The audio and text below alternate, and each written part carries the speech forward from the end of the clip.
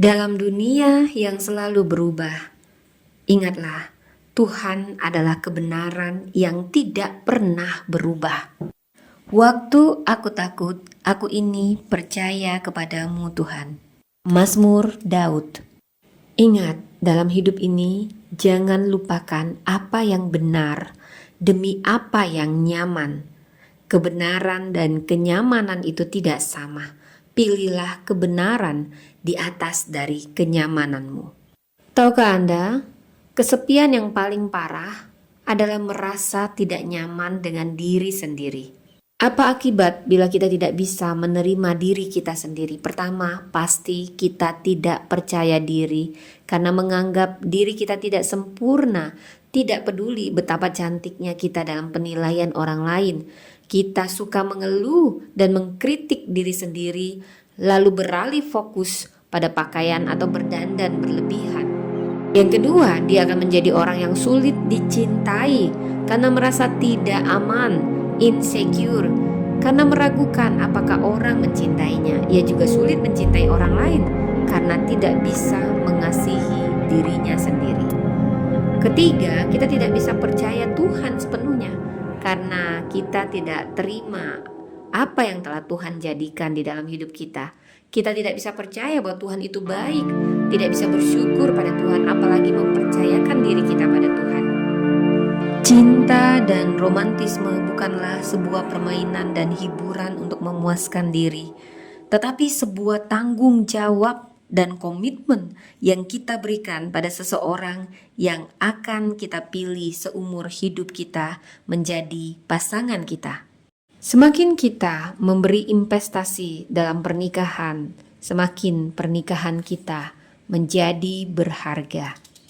Iman ditumbuhkan di saat-saat yang sunyi, di mana hanya ada Tuhan dan hanya ada kita yang sedang berdiskusi soal kehidupan. Tahukah Anda, hal yang membuat seseorang tetap teguh adalah kekuatan dalam dirinya atau imannya. Iman itu mirip tabungan. Bila kita membaca firman Tuhan, berdoa, dan melakukan kehendak-Nya dalam masa tenang, kita bisa menarik simpanan itu saat kritis. Tetapi bila kita tidak pernah menabung iman, apa yang bisa dikeluarkan? Tahukah saudara, hal yang terpenting dalam hidup ini tidak selalu berteriak yang paling keras, tetapi kita perlu menyusun prioritas dalam hidup ini. Kita harus mengutamakan apa yang sangat penting yang harus dilakukan bila terutama itu bisa memberi konsekuensi negatif yang serius.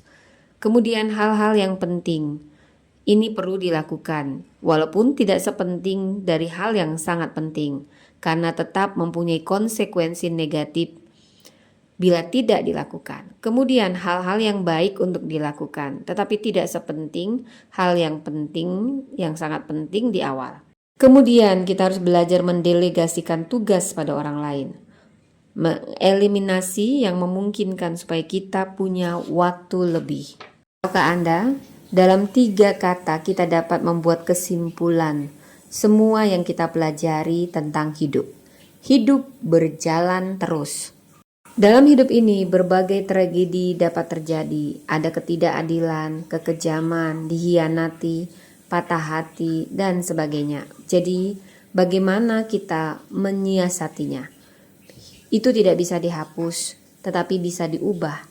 Ingatan masa lalu mungkin tidak bisa dihapus, tetapi bisa digantikan dengan pemikiran masa depan, dengan yang penuh harapan.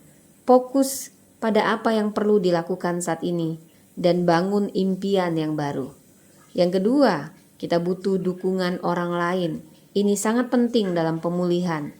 Tetapi justru orang yang mengalami kepedihan cenderung menarik diri. Seharusnya kita membuka diri, biarkan orang lain mendengar isi hati kita dan mendampingi kita. Yang ketiga, kita perlu memaafkan orang yang menyakiti kita dan juga memaafkan diri kita sendiri. Lepaskan keinginan untuk membalas, meminta penjelasan atau berkata seandainya saja. Kadang kita tidak mendapatkan closure atau penyelesaian, namun tetap melanjutkan hidup kita. Seperti yang dikatakan orang bijak, kita tidak bisa memulai lembaran baru dalam hidup kita bila kita terus mengulang atau membaca lembaran-lembaran yang lama. Karena hidup ini terus berjalan, fokuslah ke depan.